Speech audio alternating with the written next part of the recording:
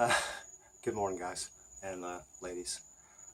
This morning I'm again trying to dial this in. This is all an experiment right now. I'm trying to figure out with the tools available to me, which is basically social media, Facebook, this little group here. Um, there's a great saying Rumsfeld said. I don't usually like to quote Republicans, but um, you go to battle with the army you have, not the army you wish you had. And personnel-wise, I have the most remarkable people in my little orbit right now. Each of you brings something that is just truly unique to you and special. I really have had over the last few years, had the luxury of meeting some of the most unique and special human beings on the planet, which is kind of cool because that's what I set out to do. I wanted to connect fascinating people. I actually wanted to collect them so that I could connect them, because I've been this whole tapestry of nonprofits and beautiful souls that are just sprinkled around. Well, Michael's in Alaskan right now. I need to talk to you about Michael. God, he is such a beautiful person, but he is going, at 12, he was sent to the Logan School for the Gifted. At 14, he was at Bard University. And at 16, he was receiving engineering awards from NASA for helping them do some things that we probably don't even know about. He launched Dish Network, EchoStar. He literally put satellites into space. He oversaw Fortune 500 countries and even advised presidents. When I left the 10,000 building, there was a helicopter. I went to Joanne's, and there was a helicopter hovering over her house. The entire time I was outside on my phone trying to get my get my flight or my transportation back to here. It freaked her out so much. He was just hovering over her, watching me. I mean, there's so many things I can't tell you about what I've experienced in the life I've lived.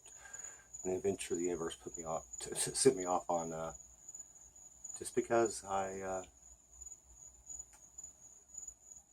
Joanne said, hey, I want to give you $400 for helping out for the truck. You've been amazing. And she sent that to me on Messenger, and I went, Mark, this is a defining moment in your life.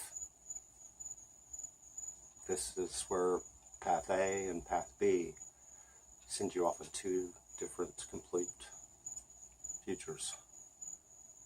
A defining moment in your life. What do you do? And I paused for maybe 15, 20 seconds just to honestly just kind of soak it in. It's kind of cool when you're self-aware enough to know that this is a moment that will define your life. If you do this, if I say, yeah, sure, $400 sounds good, which was really convenient because I just lost like 300 the night before and I could use the cash. And so the temptation to take the easy path, to just take the money and be safe, was right in front of me. But have you met me? I don't know, I think sometimes I make decisions in the moment that are purposefully the most difficult path just because it's the most challenging. And I don't know, I wish you could see the world through my eyes, through the prism in which I see it, the colors and details that to me are just there, and to most people would require weeks and months, years of explanation just to see what I see. Again, they had these pictures back. They were all, I don't know if any of you guys don't remember them, but they were just all these little dots. It was computer generated something, and but they would say, "Can you see the sailboat?" And people would just stare at it. And some people that were wired a certain specific way, their mind connected things in a certain way, they could see the sailboat. You kind of had to blur your vision or something, and there was a way to see the picture behind all the chaos. But other people would be at the mall, and they would just you'd walk by the art gallery, and they'd have one up front, and people would just be sitting there staring at it all day. But you could count on it. It was a craze. It really was. And so every time someone put one of these up, all the people that could see it went, "Can't you see it? Can't you see it? It's right there." You just kind of blur your vision, kind of distort. And for them, it was easy. But for the other, 90-some% of us, I never tried. I really wasn't going to start a picture. If someone tells me that I believe it's there, I'll believe it's there. Okay, I'm not going to do that. Same with the Rubik's Cube. I've never solved a Rubik's Cube. They're not very difficult, but I know it's solvable. And it never got my interest. It's kind of like, can it be solved? Oh, it's already been proven to be solved. Oh, it's actually can be solved like in 8 seconds. Then, why would I fucking dedicate any of my time to that? To solving a pre-solved puzzle. Those things bore me. Again, my perspective on the world, I don't really know if I'll ever have what. Well, I think I will at some point. I'll when I get to a certain level of success, then I'll just be eccentric, and then this will be the lovable side of me. All the little Marks, that's one of the little Mark things. Yes, he's eccentric. That's a role I will embrace at some point, I hope. Until then, I'm this. I don't know. Interpret me how you must, I guess. But through all these videos, I'm trying to let you know what I am. I know what I am now. I went to California to find out, and they told me, or they showed me. I went to California to find out what I was, to be around other people that were unique and different and did not fit into society's norms. That's my tribe. All of the disenfranchised, the people that don't feel like they belong here because the world wasn't. It was designed by the masses for the masses, and they've tried to make it uniform enough, and that it fits, 65-75% of the people. But then there's the rest of us, the unique, the sparks, the artist, the poets, the philosophers, the dreamers. I would argue that the best of society, the only thing that's actually worth that make us. And I've been watching, because of my unique prism on the world, I've been watching society design out the beautiful parts of us. And I can't help but see it. And with great vision comes great responsibility. If you see something taking place, and even if it's slow moving. But I've been monitoring every, icebergs move. If you monitor them in real time or over time, you can see the movement. And because of what I am, I can see the details, the autism, the way that we connect things that are just so uniquely different than the normal people. And dear God, please, I am what I am. It's a fucking goddamn curse. Honestly, I wouldn't say that. I struggle every day with the knowledge I have and my inability to explain it in ways that people can understand.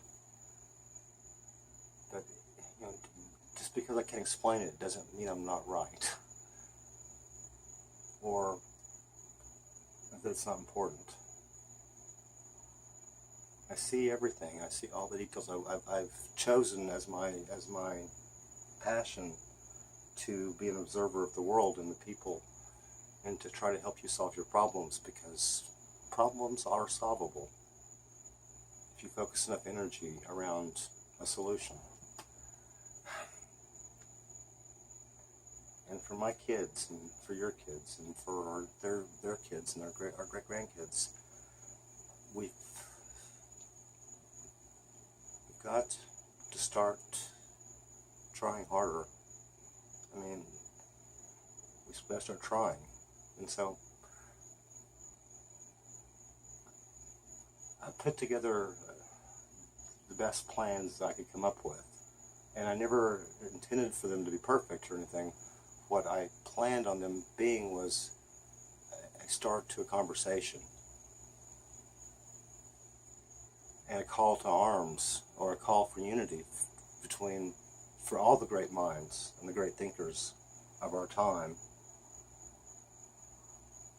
to get together around the singular idea of first coming to the realization that there's something, we're not going in a direction that is going to be healthy for us. And it's not a Republican problem, it's not a Democrat problem, it's a human being problem. And it's not entirely our fault. I mean, there are forces in play that reap a lot of benefit from the chaos. They're making a lot of money. With money comes power, power comes control. And this is just the way of the world. And this is fine. I'm, you know, there's been a monopoly on power and control of this globe for a while. There are forces that will never ever want to be taken out of power, and I think maybe the answer is as us as a collective, as all of society and humanity or whatever. We can, I think if we can accept their position and their power and their control, but we need to make peace with that and figure out a way, the best way, for them to maximize profits and us to maximize and maintain a quality of life that sustains all of us. There must be a balance between the way things just are, the realities of that we can't just fix everything. Certain people need to get paid and need to stay in power, and it's better to let them it's better to cede that to them, concede that, but just strike a truce of some sort where you can have all of that. You control everything that you control now. Just allow us, the people that make it all happen, to have a quality of life that gives us hope. And I know that's a deep concept, and I probably lost fucking everybody on that. But that's actually the answer. We have to somehow find the balance between what is acceptably changeable and what is just unrealistic. And we're never going to have a utopian society. It's not going to happen. Okay, I watched The Giver, and that movie it was what happens when you have utopian societies. And to do that, you have to make some choices that are clinical. And when you start making clinical decisions, because they're the most efficient, they're the most logical, they're the only way for society to be the perfect utopian society, then you rip away our humanity in the process. And that's another deep concept that you'll just have to read the fucking books I write at some point to comprehend. And again, if I ever come across as preachy or whatever, or looking down, please, dear God, no.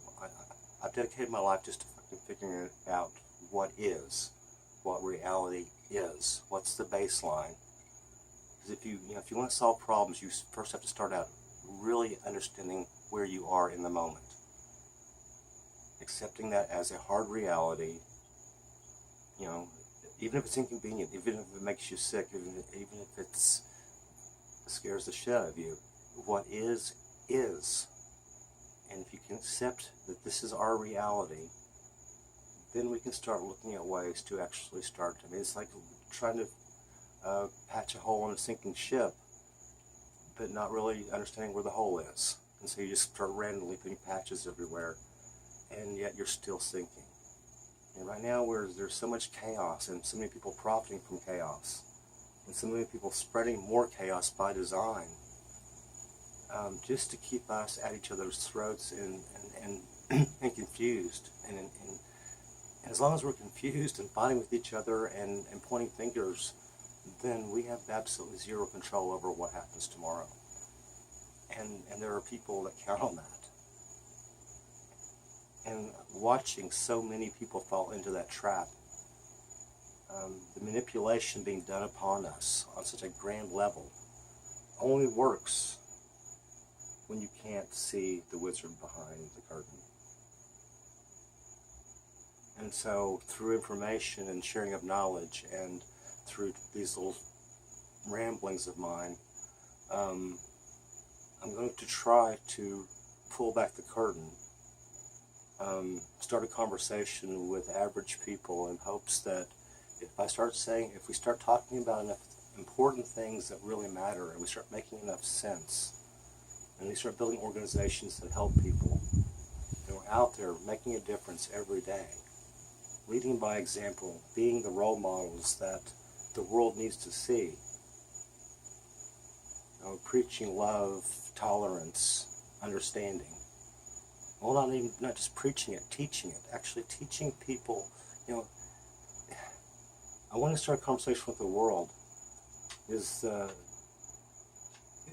simplistic way of saying it, but what I really want to do is I want to better explain the world, what's really going on, what's happened, why it happened, the logic and reason, the history, the facts, the details, all the things that matter. I want to explain to the world what's happened to them. And then with other intelligent beings out there, all of the great minds we have in our time, I want to get together and sit down at tables and network together on the internet and form groups and little societies and think tanks and start figuring out ways to use our collective wisdom, knowledge, technology, resources, energies, passions to start actually fixing things again that can be fixed. We have record numbers of empty homes, or we just we're recovering from that. But yeah, we have record numbers of people living on the streets. At some point, we've got to learn to repurpose the things that we have as a society to solve easily solvable problems. Because the solutions are right in front of us. Again, the resources, the tools. With crowdfunding, and a good idea, a warm-hearted little butterfly of an idea that actually helps real people, and we can get those people's names and their stories, and we can promote them and print that and show people that when you do something good, it helps Joe over here. And when Joe is helped, then Joe can help Mary, and Mary can help Bill, and Bill can help your child one day. It comes down to we all have to figure this shit out, that it really is as simple as just trying a little bit harder to do a little better each and every day. And raising the bar on what we will accept as the social norm. Because what we allow will continue. And if we allow ourselves to keep sliding down this slope where we're losing more and more of our humanity, and we're caring less and less and less for each other, and we're sitting down talking to one another less and less because we don't really have the time anymore, because we're too busy running on the little hamster wheel of life, trying not to fall off, because we're so scared that we fall off that we'll be alone, and we've got to end the cycle. As a race, as a society, as a civilization, we've got to shake the cage. We've got to try something different. We've got to start communicating with each other better, and we've got to start working with each other better. And we have to quit being so easily manipulated by people that we can see how they benefit by manipulating us. We can see the strings if we look. But such a large percentage of our society doesn't want to look because they would rather fight because they love the conflict. And we're raised with supporting our local sports team, our local college, and we're taught tribalism at that level as a society by design. The Romans had it. They knew what they were doing. The Colosseums were built to keep the masses, to give the masses what they wanted. Once we as a society become self-aware enough to realize the influences that have been pushed upon us, and that we have so readily accepted, I'm sure we've accepted them. It's our ancestors accepted them, our grandparents accepted them, our parents accepted them, and they were all taught. It was all generational. We've been taught that this is the way it is, and just play along with it.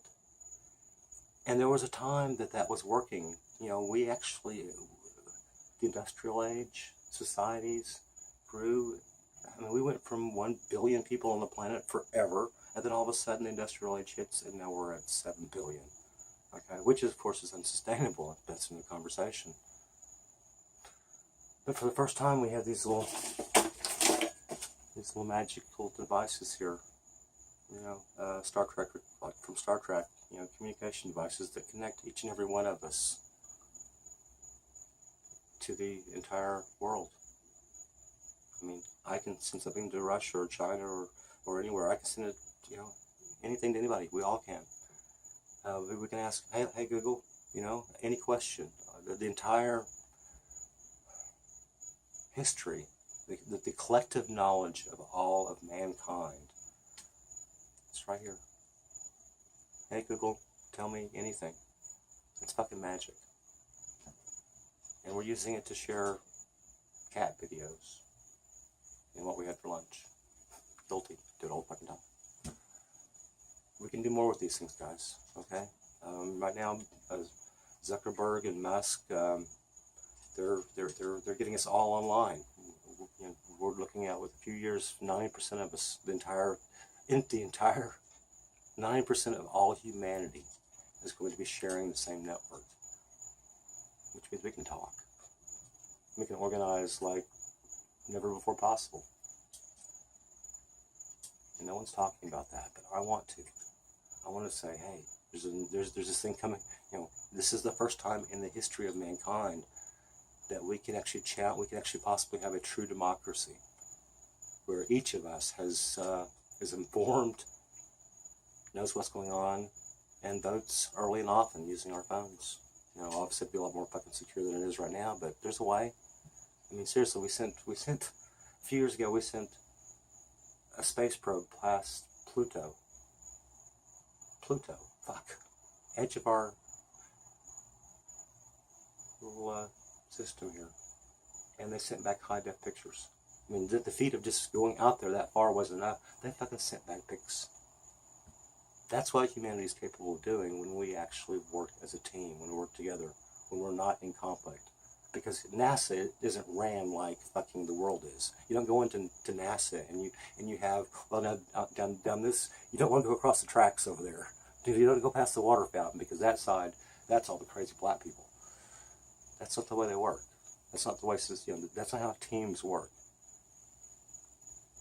Anyway, fellow human beings, because of this, and because of what the network, the vision of Musk and Zuckerberg and Gates and other, and before them, Jobs. Oh my God, Jobs. He made this. Okay, I've always thought it was cool. We could use, that's his last legacy. Jobs' last legacy was to use what he created. And it'd be cooler if this was an iPhone. It's not. It's a Droid, but iPhone. Insert iPhone right here. It'd be nice. I think it'd be so perfect.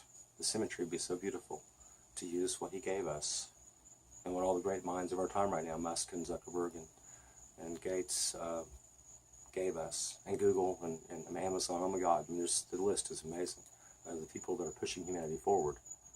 But to use the tools they gave us for the first time to challenge the old systems. Because the old systems always fail because they require us to have a representative government. And anytime you have a representative government, it was a great idea to send one person from Philadelphia to Washington to represent all the people in Philadelphia. Because that's the only model we had. But the problem is when you make them elite. You make them elite. We've made our leaders elite, therefore they lose touch with us. I said it years ago, and been saying it ever since, that the mistake we made was we should pay our politicians like we pay our teachers, and our teachers like our politicians. Then you would have people that led us, that were doing it because they loved it and it was passionate, and they'd be the ones buying their own fucking pencils and supplies and shit. Then we would have a government that was beautiful. It would be of, by, and for the people. But when you make them elite, as we have done, you make it of, by, and for the elite, the ruling class. And of course they like that, and since we have allowed that, that has continued. I'm simply saying, after a couple hundred years plus of an old operating system, I think it's time to challenge it.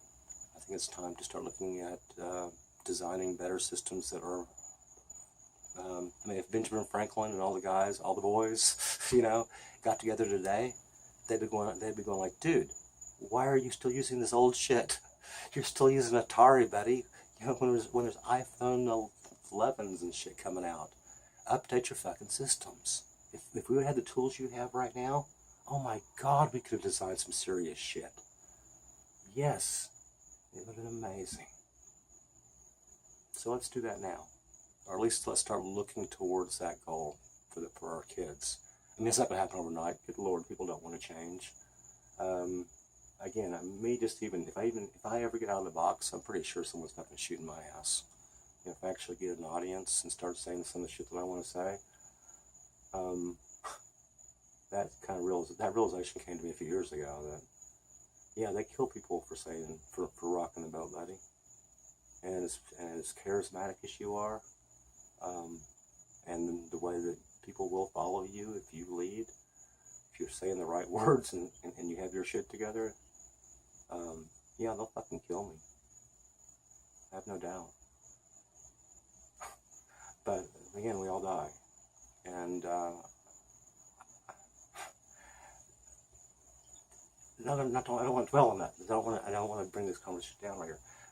But it really is. It was an off or on situation. It was like, is it worth dying for, or is it not? And it was like, clearly, my kid's future is the future of all humanity. Of course, it's worth dying for. So, it didn't even slow me down. That's the point I'm trying to make. Because I'm just like we get killed by a bus, and it's like, oh, we got killed by a bus while avoiding a chance to really make a difference in the world because he didn't want to fucking get shot. It just seems so weak, okay?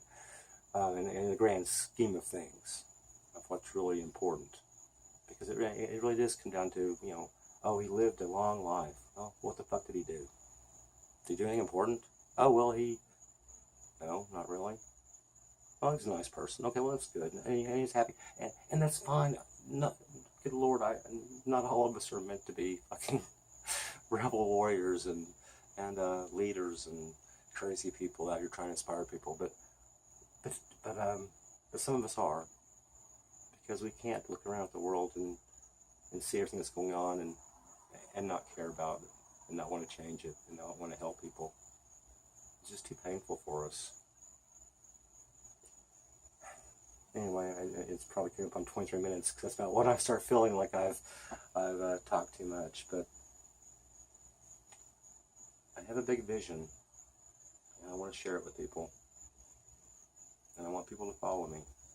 Not because I have any desire to, I mean, again, I don't want to fucking be here. I really want to just find a sweet, pretty girl and just float off in the sunset and do what I gotta do to, you know. My dad's dying. He's gonna leave me 100, 200 grand, I don't know. I've pretty much got my life laid out if I want it. I can have the easy life. But I feel like I got a responsibility to do something here. And as much as it's gonna probably either drive me mad or insane or same thing, I guess. But I have a responsibility. To my kids, to our kids, I don't know. So, anyway, I little PSA, no, or a little official, no cigarette has actually been ever smoked on the Mark Show. I light them and they burn out, but they're great props, so I keep them around. Anyway, I'm a unique person. Peace, guys. Hope you never see this.